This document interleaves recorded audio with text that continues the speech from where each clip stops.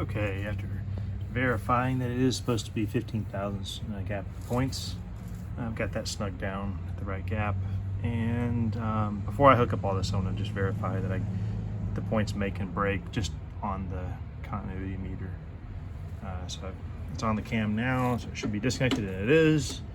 Let me rotate it over, and there it is.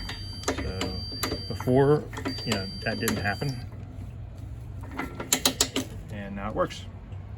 So it's a simple matter from here of reconnecting the wiring and snugging everything down,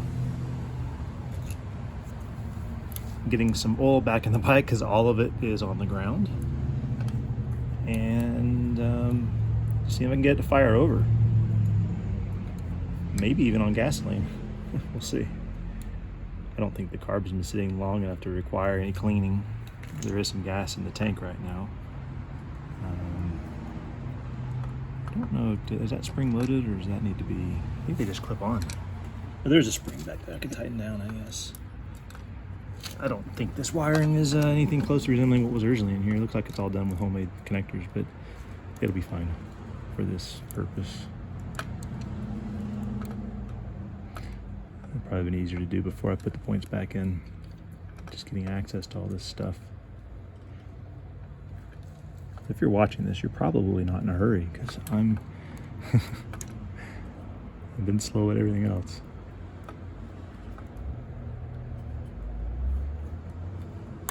There we go. That snapped on. Okay. And I can get this one on and maybe the other one behind it. I might have to loosen that screw up some though. I brought a stubby, but I don't know if it's stubby enough. Yeah, definitely not stubby enough. Let's see. May have something else in my bag of tricks.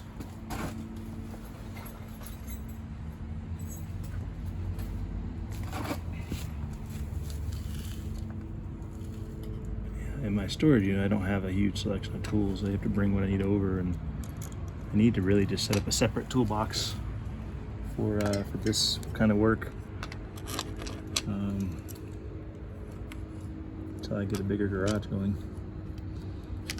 In time, that'll happen.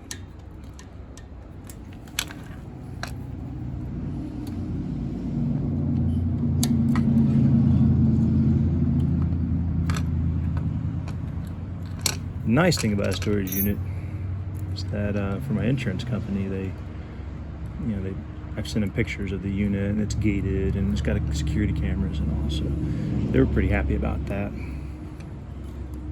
It seemed like that lowered their risk some. Controlled access facility. Okay, if we get this on there and we snug this back up, I think we're in business.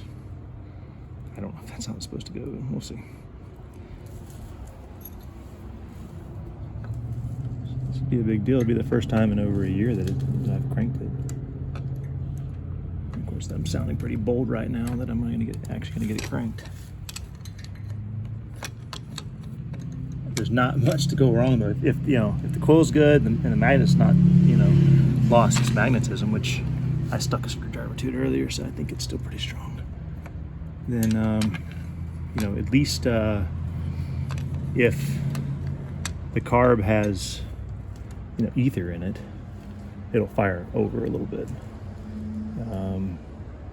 Cleaning the carb is a process that I'm certainly not a stranger to at this point. I have no qualms about taking that on again, so if that needs to be done, I'll do it.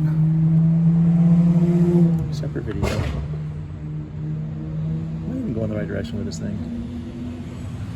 Yeah, okay. I am.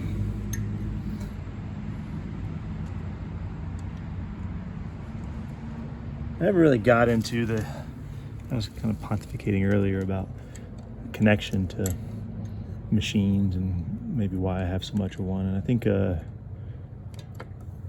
when you build a distrust of people, you tend to bond with things more.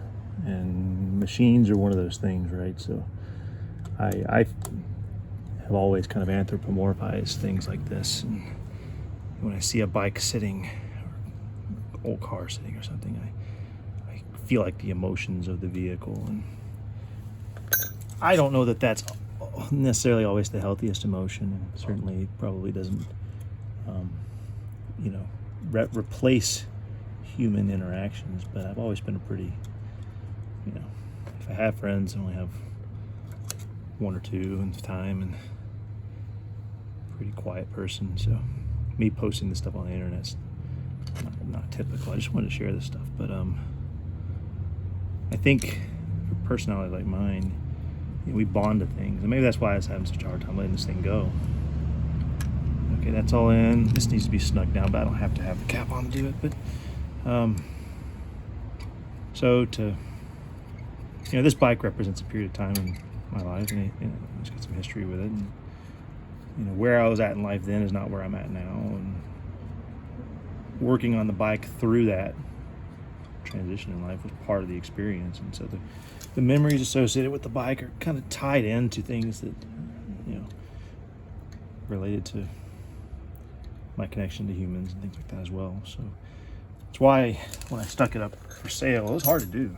And I haven't been super eager, and so if anybody's messaged me about it, I just, you know, I almost get to, like, at some point it's just really hard to continue forward.